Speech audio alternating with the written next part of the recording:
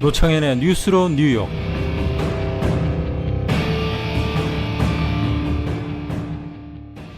안녕하십니까. 노창현의 뉴스로 뉴욕입니다. 팟캐스트 노창현의 뉴스로 뉴욕에 대한 궁금하신 분 계실 줄 압니다. 물론 백문이 불여일견, 이게 방송이니까 불여일청이 돼야겠네요. 방송을 들으시면 저절로 노창현의 뉴스로 뉴욕이 어떤 성격인지 절로 아시게 되겠지만, 그래도 오늘은 저와 뉴스로 뉴욕에 대한 소개를 하는 게 도리일 것 같습니다.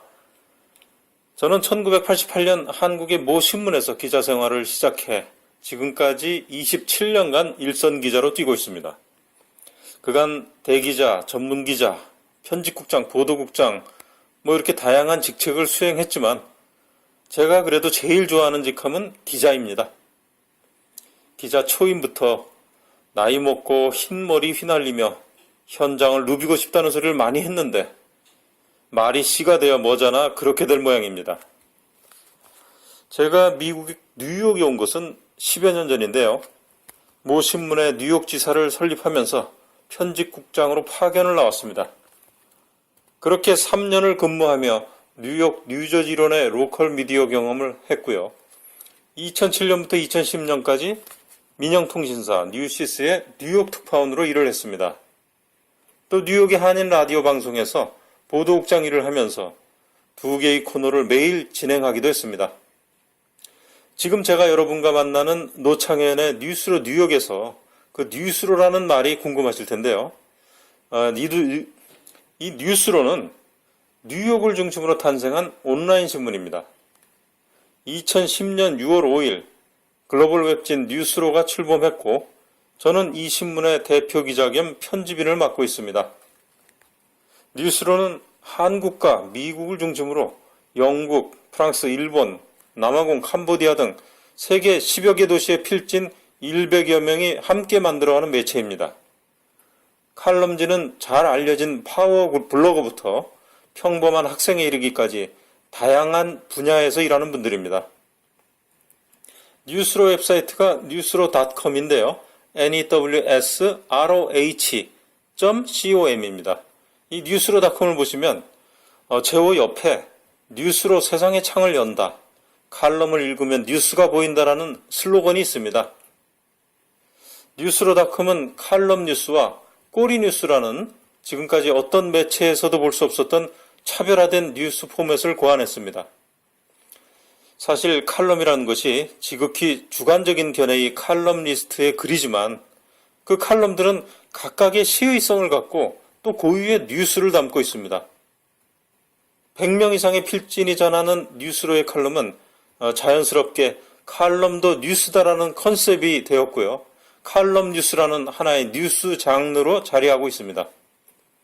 이 때문에 한국의 한 언론 전문가는 한국기자협회부의 기고문을 통해서 세계 최초의 칼럼형 웹진이 탄생했다며 뉴스로의 출범에 주목했고 칼럼 전문 교재에 이 뉴스로를 소개하기도 했습니다. 뉴스로의 꼬리 뉴스 또한 처음 시도하는 뉴스 포맷인데요. 일반 뉴스 뒤에 또 하나의 뉴스가 꼬리처럼 달려있다고 해서 꼬리 뉴스입니다. 뉴스로에선 그 뉴스와 관련된 또 다른 뉴스를 볼 수 있습니다. 뉴스 속의 뉴스, 뉴스 뒤에 뉴스를 만날 수 있는 것이 바로 꼬리 뉴스의 개념입니다. 뉴스로는 우리 민족의 또 다른 유산인 한자를 도외시하는 풍조를 일소하기 위해 주요 단어를 한글과 한자 병행 표기하는 작업도 전개하고 있습니다. 한나라 한의 한자가 아니라 클한, 한국한의 한자입니다. 한자 또한 우리 동이배달 한민족이 만든 자랑스러운 우리 글자라는 것은 나중에 다른 기회를 빌어 상세히 소개하겠습니다만 한 가지 중요한 점은 한자 또한 한글과 함께 자랑스러운 우리 문자라는 사실입니다. 우리는 근대화 들어 한자를 중국 문자, 외국 문자로 오해하고 배척하는 커다란 실수를 범했습니다. 그로 인해 우리 조상의 소중한 문화유산을 외국어로 표기된 서적으로 취급하는 결과를 가져왔습니다. 우리의 정신문화를, 우리의 정체성을 스스로 부인하는 것입니다.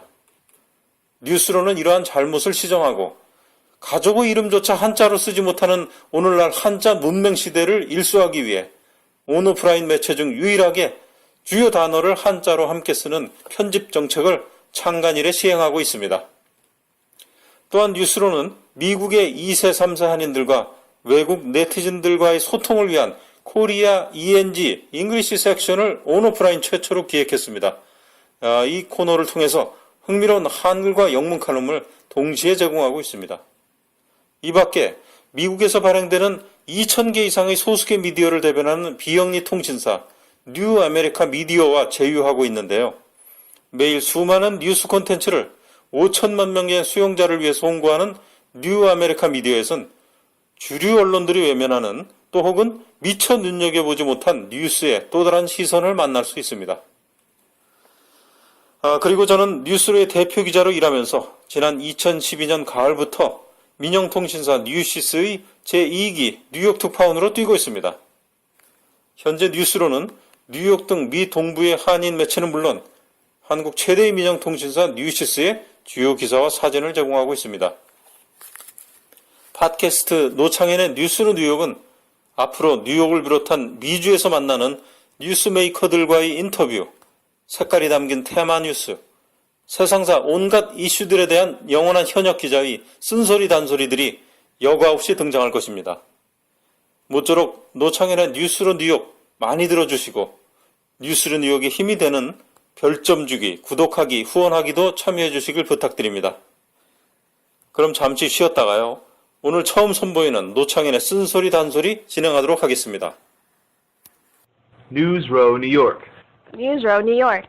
You're listening to News Row, New York.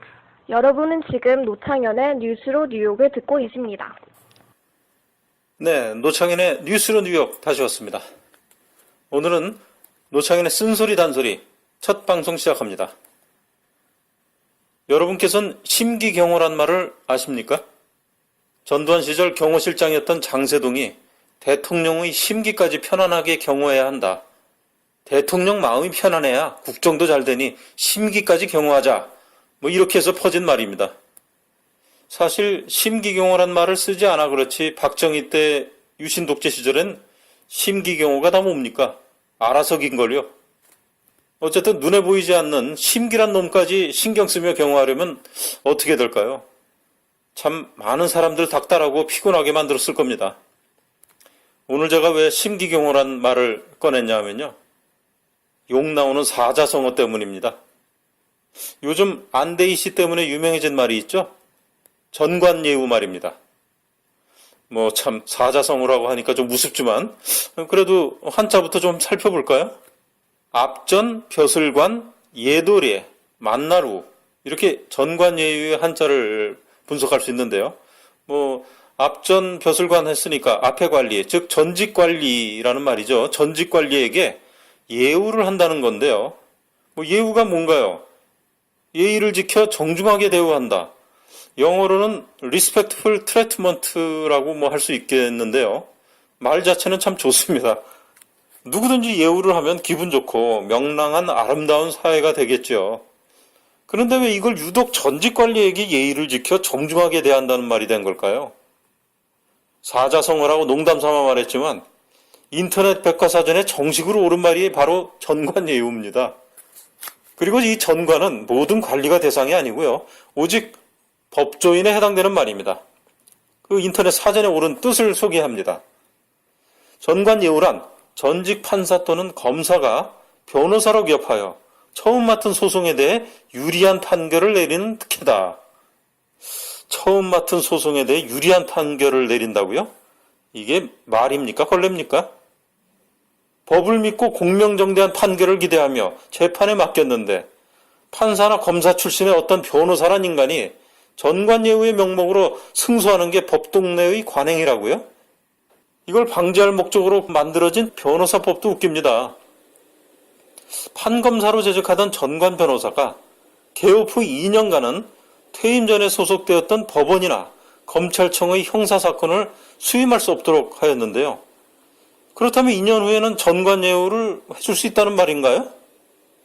그러면서 생긴 것도 또 한심한 일인데요. 정직 이상의 징계를 2차례 이상 받고도 중징계 사유에 해당되는 비리를 저지르거나 2차례 이상 금고 이상의 형을 선고받은 변호사는 영구 제명된다. 이런 조항이 꼬리처럼 붙어 있네요. 그럼 이전까지 이런 변호사는 징계도 안 받았다는 얘기인가요? 또 웃긴 건 그나마 이 법이 2011년에 재개정됐다는 사실인데요.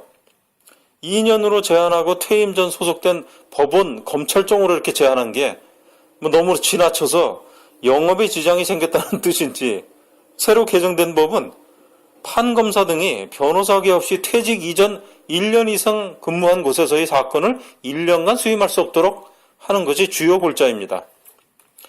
뭐 이전 변호사법 개정된 게 직업 선택의 자유를 제한한다는 소지를 가진 것에 유의했다고 하는데, 아니 전관예우의 악폐를 막기 위해 2년간 전 소속 직장 사건 수임을 제한한 게 직업 선택의 자유를 막은 건가요? 변호사를 하면 되는 거죠. 왜 직업 선택의 자유가 나옵니까? 뭐 솔직히 돈 되는 영업을 완화시켜 달라고 한 게 아닌가요? 이렇게 금지 기간을 1년으로 줄이면서 해당 기관도 법원이나 검찰청, 군사법원, 금융위, 공정위 및 경찰관서 등으로 한정하였습니다. 그나마 형사처벌 조항 없이 대한변호사협회가 자체 징계를 하게끔 했지만 실제 징계한 사례가 거의 없다는 거죠. 결국 아무런 실효성이 없는 법이 됐다 이 말입니다. 이 알량한 변호사법으로 인해서 전관예우가 근절됐으면 다행인데, 최근 법조인들을 대상으로 인한 설문조사에서 90%가 이렇게 답했습니다. 전관예우가 존재한다. 그래서 이 전관예우를 일부 변호사들은 그런 말이 자체가 맞지 않는다, 전관 비리로 고쳐야 되는 게 아니냐, 뭐 그런 지적도 하고 있습니다. 참 요즘 이 세월호 참사 이후에 뭐 관피아, 해피아, 법피아, 뭐 이렇게 피아자 들은 말들이 많이 나오는 여러 신조어들이 나오고 있는데, 피아 하니까 참 피아가 따로 없는 그 한통속이라는 생각이 듭니다. 사실 능력에 따라 돈 받는 걸 뭐라고 하겠습니까? 문제는 이 전관예우란 게 재판에 영향을 준다는 거죠. 한마디로 질 걸 이기게 했다는 뜻 아닌가요? 불리한 재판을 유리하게 이끌었다. 그 사이에 정의는 실종되는 거죠. 이 전관예우로 의심되는 모든 재판을 다시 되짚어 볼 필요가 있습니다. 철저히 수사할 필요가 있다는 거죠. 그냥 전관예우, 이런 악폐를 없애는데 그치지 않고 전관예우가 있었다면 과연 어떠한 사건들이 그 전관예우의 특혜 속에 잘못된 판결이 있었는지 그걸 엄정하게 되짚어보고 책임질 사람들은 반드시 책임을 져야지 우리의 정의를 찾을 수 있는 겁니다. 우리 그 네티즌들의 댓글 한번 보겠습니다. 한 베스트 댓글에 이런 말이 있네요. 전관예우는 범죄자를 무죄자로 만드는 아주 나쁜 후진국형 권력범죄입니다. 선진국에서라면 무기징역도 갑니다. 사퇴? 당연합니다. 또 다른 네티즌의 말입니다. 5개월에 16억, 10개월이면 32억, 1년이면 40억 정도 거둔다. 이게 법치 국가인가? 또 다른 네티즌입니다. 막말로 전관예우가 뭐냐? 가진 자유죄를 돈으로 사해주는 게 아니냔 말이다. 대법관까지 올랐으면 법의 존엄성을 지키고 공평함을 지켜야 할 당신이 전직의 직함을 이용해서 죄를 물려주고 그 대가로 받은 돈이 하루에 1,000만 원, 6개월에 14억 원인가 말이다. 맞습니다. 어쨌든 전관예우 비리 수사해야 합니다. 전관예우가 작용했다면 질 수 있는 사건을 이기도록 해줬다는 얘기고, 어떻게 보면 이것은 법정 사기에 속합니다. 반드시 이 전관예우 비리의 구체적인 사항들을 점검하고 넘어가야 될 것으로 믿습니다. 그런데 참 우리가 이거 안대희 씨 통해서 이 기부란 말이 나왔는데 참 이게 씁쓸합니다. 이 기부란 단어가 이렇게 사용돼도 되는지 의문이 드는데요. 기부란 뜻이 뭔가요? 자선사업이나 공공의 복리를 위해 돈이나 물건 등을 대가 없이 내놓는 겁니다. 요즘 잘 알려진 재능기부란 개인이 갖고 있는 재능을 자신의 이익이나 기술 개발에 사용하지 않고 이를 활용해서 사회에 기여하는 또 새로운 형태의 기부인데요. 즉 기부란 자신을 위한 것이 아니고 조건이 없는 것이라야 합니다. 그런 점에서 총리 후보에 올랐다가 엿새 만에 중도 사퇴한 안대희 씨의 기부는 엄밀히 말해 기부의 요건을 갖추지 못한 거죠. 어떻게 보면 기부 모독, 기부 세탁이란 말도 할 수 있는데요. 야당에서 기부를 한다고 하니까 기부금 총리 이런 별명도 붙이면서 이렇게 사퇴를 압박을 하기도 했는데 어쨌든 뭐 엿새 만에 사퇴를 했습니다. 하지만 파문은 남습니다. 우리가 해결해야 될 과제도 남는 거고요. 우리 안데이 씨가 그 유니세프에 3억 원을 기부한다고 한 것은 총리 지명을 받기 사흘 전에 한 것으로 드러났습니다. 이미 총리 지명이 내정된 상황에서 한 거죠. 또 그 말로는 유니세프에 기부 문의를 한 게 정홍원 총리 사퇴 며칠 전이라고 하는데 이미 세월호 참사가 일어난 후에 총리 사퇴는 예정된 수순이었으니까 아무래도 이번엔 내 차례가 되지 않겠구나 뭐 그렇게 생각한 거 아닌지 모르겠습니다. 뭐 사실 그 안데이 후보도 지난 26일 국회 임명동의안이 제출된 때에 맞춰서 자신이 받은 5개월간 그 16억 원의 그런 수입, 이건 국민 정서에 비춰봐도 너무 많은 액수다 뭐 이렇게 얘기해서 또 변호사 활동으로 늘어난 재산 11억 원을 모두 사회에 환원하겠다고 뭐 이런 일종의 승부수를 띄웠습니다. 뭐 하지만 오히려 그 말이 기부금을 내고 총리를 사려고 하는 거 아니냐 뭐 이런 말로 오히려 저 되로주고 말로 받는 계속 파문이 이제 확대되는 그런 상황이 돼버렸고요. 그런 것들이 뭐 좀 상당히 그 부담이 뭐 됐을 것 같습니다. 뭐 어쨌든 기부 얘기를 조금 더 하고 넘어가겠습니다. 기부하면 미국의 그 도네이션 문화를 얘기하지 않을 수 없는데요. 미국은 개인 기부가 70%에서 80% 차지할 만큼 기부가 생활화된 나라죠. 사실 그 제가 사는 동네에서도 해마다 소방서나 경찰서 뭐 이런데 뭐 5불도 좋고 10불도 좋고 이렇게 기부를 합니다. 돈 없는 개인들도 이렇게 하는데 돈 많은 부자들은 말할 필요가 없죠. 뭐 기부하면은 미국의 억만장자들이 자연스럽게 떠오릅니다. 기부를 앞장서서 실천하는 노블리스 오블리저가 많기 때문이잖아요. 2013년에 그 페이스북 창립자 마크 주커버그 부부가 무려 1조 원어치 주식을 기부해서 기부의 챔피언이 됐는데요. 그 밖에 나이키 공동 창업자 필 나이트, 페니 나이트 부부가 오레곤 보건과학재단의 암치료 연구에 약 5억 달러, 한화로 약 5천억 원이 넘죠. 또 마이클 블룸버그 전 뉴욕시장이 존스 홉킨스대에 3억 5천만 달러 이렇게 기부할 것을 약속해서 각각 2위, 3위가 랭크됐는데요. 정말 대단한 사람들입니다.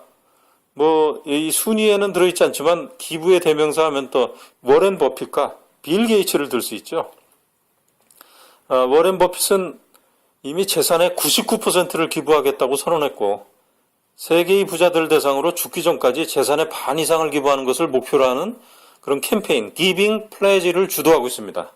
빌 게이츠 그리고 멜린다 게이츠 이분들은 뭐 재단까지 세웠잖아요. 소아마비와 말라리아 같은 그 개발도상국의 건강, 또 비근권 퇴치, 미국 내 교육기회 및 정보 접근성 확대를 주요 대상으로 기부 및 재단 활동을 이어가고 있는데요.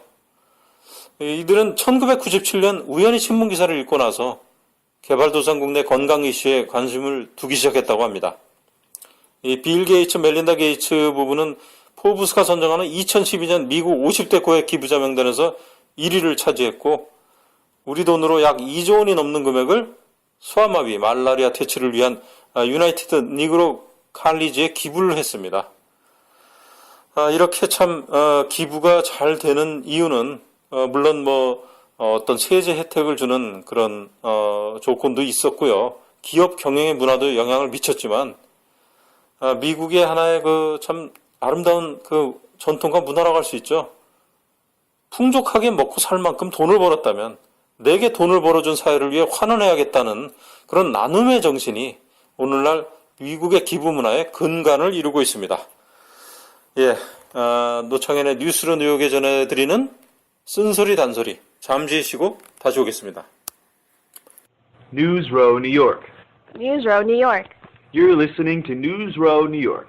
여러분은 지금 노창현의 뉴스로 뉴욕을 듣고 있습니다. 네, 노창현의 쓴소리 단소리 다시 왔습니다. 그럼 이번에 총리 후보를 사퇴한 그 안데이 씨의 그간의 이미지에 대한 것을 좀 한번 들여다보겠는데요. 한 제도권 언론은 이렇게 얘기를 했습니다. 한때 국민검사로 인기를 끌었을 정도로 원칙화 청렴의 이미지를 갖춘 그 안 후보자라고요. 이 안 후보자는 2003년과 2004년 불법 대선 자금 수사를 진두지휘해 당시 한나라당을 존폐 위기에 빠뜨린 강골검사 출신이었다. 대법관 퇴임 뒤 박 대통령의 삼고 초려를 받고 새누리당에 입당해 대선 캠프에서 정치쇄신 특별위원장을 맡아 책임 총리제 등을 성안했다.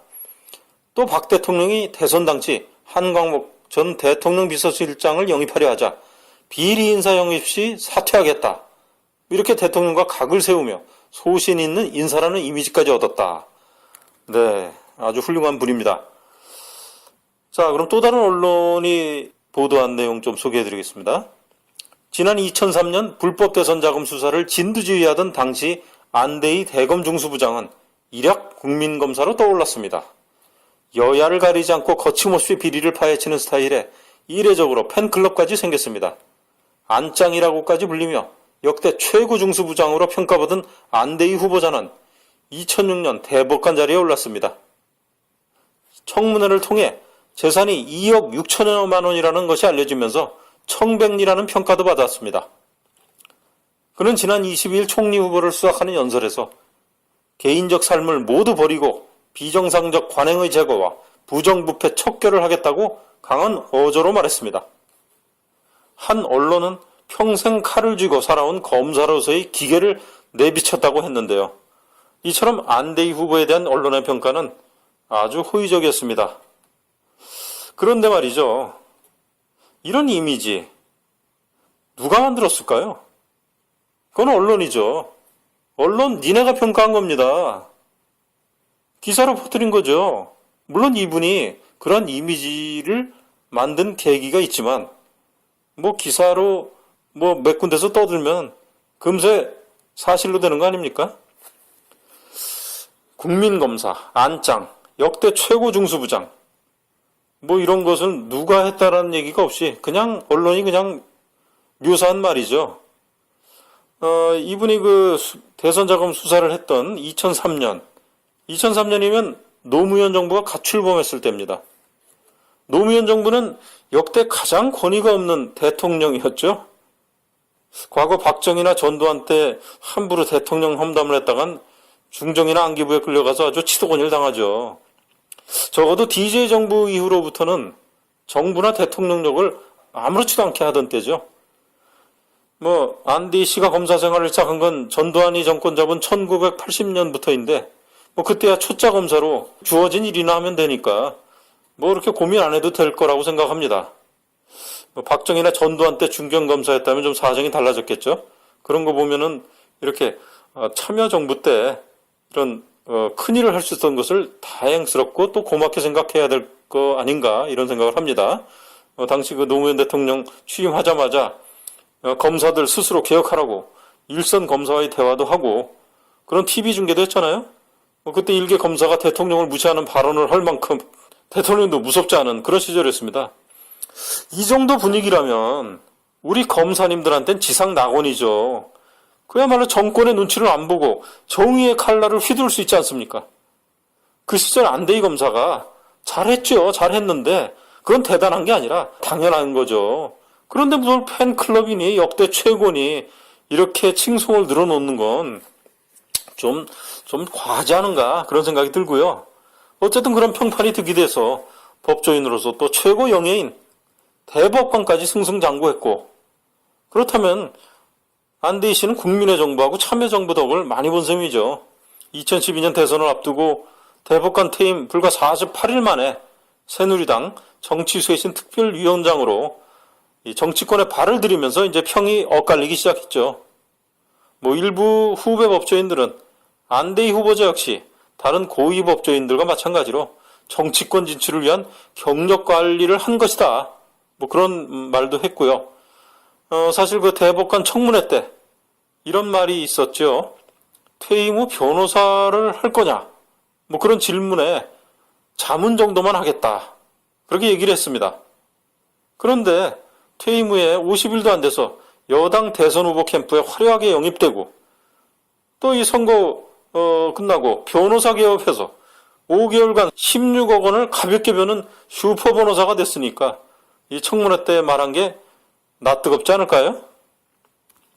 미디어오늘 봤더니 박찬종 변호사가 안대희 후보를 대통령의 꿈이 있는 사람으로 평가를 했더군요.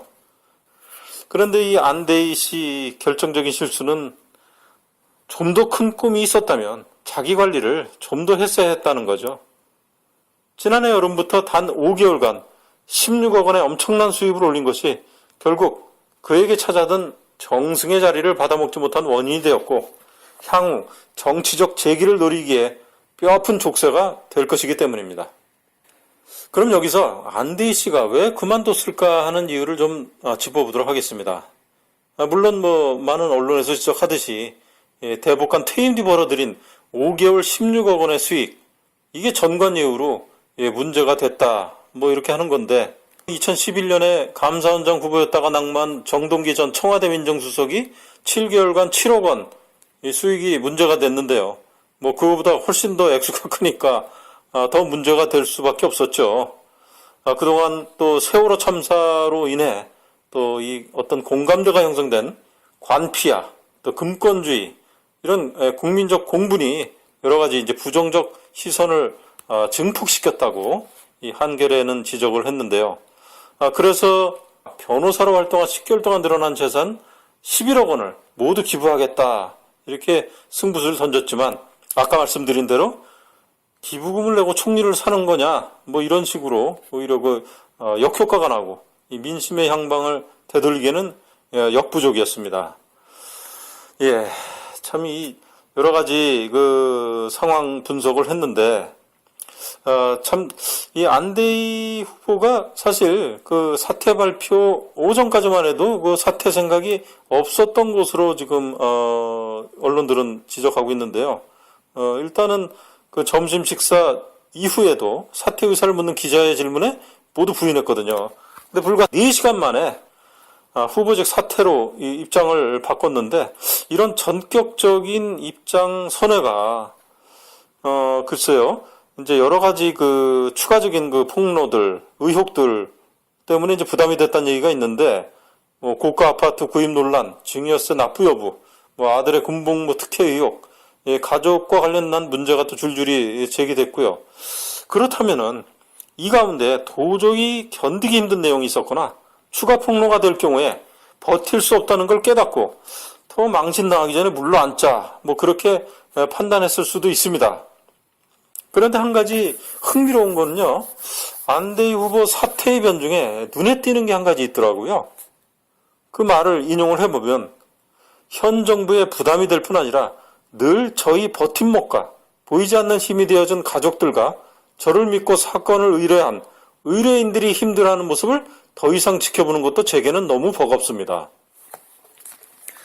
네, 어느 기사에 보면 안 후보가 변호사 사무실을 접으면서 사건을 맡겼던 의뢰인들이 항의를 했다고 해서 사퇴 결심을 했다 그런 말이 나오는데요. 글쎄요.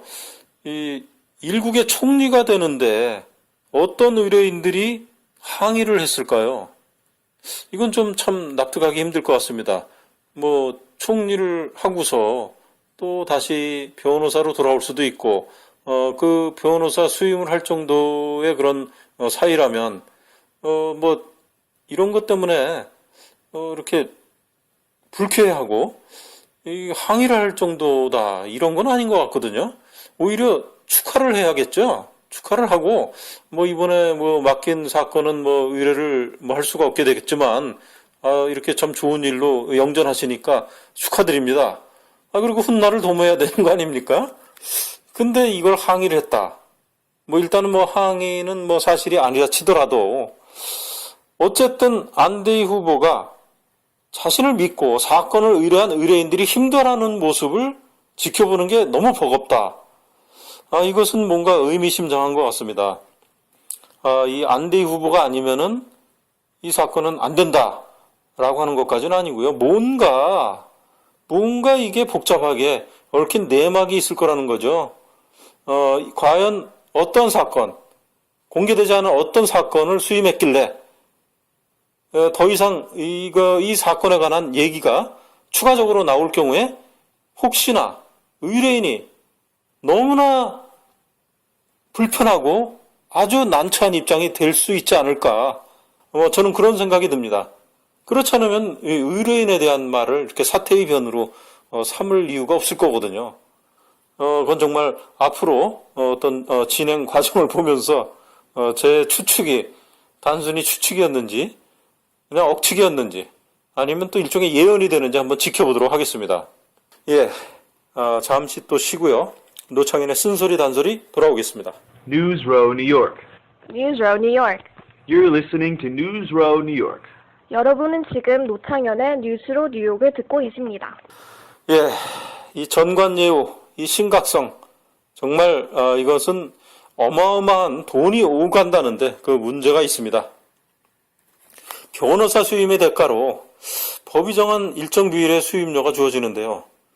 보통 이런 이제 전직, 고위직을 역임한 이런 분들은 아주 덩어리 큰 송사가 이제 맡겨지겠죠. 100억, 200억 하는 송사가 이제 맡겨진다면, 거기서 이제 전관예우에 따라서, 승소가 되고, 그럼 단숨에 수십억 원을 챙길 수 있죠. 잘 나가는 로펌의 그 파트너 변호사들은 이런 그 거액의 수임료는 물론이고요. 더 큰 게 있다고 하죠.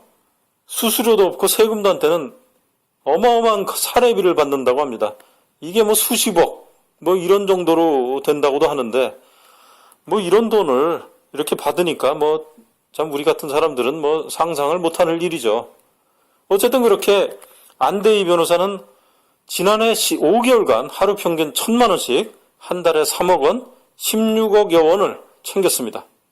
보통 사람이라면 매일 하루하루가 복권 당첨되며 사는 거죠. 하여튼 이번에 사퇴하면서 공언한 그 11억 원 기부 약속도 지키겠다고 하는데 당연히 지켜야죠. 아니면 정말 총리 되기 위해 기부하겠다 소리 한 셈 아닙니까? 그런데 솔직히 큰 돈이지만 안대희 씨까지 슈퍼 변호사라면 무슨 걱정이겠습니까? 마음만 먹으면 또 5개월에 16억 회수할 수 있지 않겠어요? 예, 박찬종 변호사가 이런 말을 또 했네요. 상층권에서 살아온 사람이기 때문에 민심에 따른 국정을 이끌어야 할 총리 자리에 대한 민심의 눈높이를 알 수 없었던 것이다. 그런 점에서 낙마를 억울하게 생각하지 말고 반성해서 새로운 안대희로 태어날 기회와 시간을 갖기를 바란다. 이렇게 조언을 했습니다. 어쨌든 사람은 그렇게 돈을 벌면 돈에 대한 개념이 무감각해집니다. 하루에 10만 원도 아니고 그 100배인 1,000만 원씩 버는데 보통 사람 사는데 눈에 들어오겠습니까? 그 얘기를 하다 보니까 옛날 제가 경험한 에피소드가 생각이 나는데요. 물론 이것과는 비교하기가 뭐한 얘기입니다. 한국에서 그 기자 생활하던 90년대 초에 사석에서 한 가수와 얘기하다가 제 월급이 한 200만 원 정도 된다니까 정색을 하더라고요. 아니 그거 어떻게 살아요? 당시 그분이 그 20대 그 여가수였는데 그렇게 잘 나가는 분은 아니었어요. 그냥 보통의 가수라고 할 수 있었던 분이었는데 그런데 이분도 무대 한 번 오르면 가볍게 수백만 원 벌거든요. 그러니까 이해가 안 가는 거죠. 도대체 그런 돈 갖고 어떻게 생활을 하나 이렇게 걱정을 해줬는데 어쨌든 그 가수야 대중의 인기를 먹고 사는 사람이니까 많이 벌 때 많이 벌고 또 없을 땐 또 없겠죠. 하지만 우리 같은 월급장애는 하나의 톱니바퀴처럼 그 정해진 보수를 받고 사는 사람 아닙니까? 그런데 이 세상엔 그런 사람들이 절대 다수 아닙니까? 또 수많은 사람들이 기본 생계비조차 벌지 못하는데 문제가 있습니다. 돈은 돌고 도는데 그 도는 돈이 소수의 특정한 사람들에게 마르지 않는 금고로 들어가는데 오늘의 문제가 있는 거죠. 과거에 그 정몽준 씨가 버스비 70원이라고 얘기했다고 하죠. 그런 구설수에 오른 것도 그렇고 이번에 그 재수한다는 그 막내 아들이 세월호 유족들의 분노를 보고 국민들이 미개해서 그렇다고 한 것도 이분들은 좀 다른 세상에 살고 있기 때문이 아닌가 그런 생각을 합니다. 그럼 이분들은 그들만의 세상에서 살아야 되는데 돈과 권력은 이 국민들의 희생을 기반으로 이분들이 누리라고 하니까 이 환장할 노릇 아니겠습니까? 정말 아니면 가세요. 다르면 말아야죠. 여러분들은 여러분들의 리그에서 공차고 노세요. 우리들 세상 와서 염장 지르지 말고요. 제발이지 부탁합니다. 전관예우요? 좋아하네. 전관비리 전관범죄 아닙니까? 벼슬관자에 나무 목자 하나 붙으면 널관이 됩니다. 그게 무슨 관이냐고요? 관뚜껑의 관입니다. 전관 좋아하지 마세요. 그러다가 영원히 관뚜껑 박힙니다. 마지막으로 과거 김대중 대통령이 취임 직후에 그 라디오 연설로 했던 말, 제가 그냥 듣고 정말 감동을 받고 기억에 잊혀지지 않는 말이 돼서 소개를 해드리겠습니다. 딱 이 말이었습니다. 명예를 원하면 돈을 탐하지 말고 돈을 원하면 명예를 탐하지 말라. 지금까지 노창현의 쓴소리 단소리였습니다.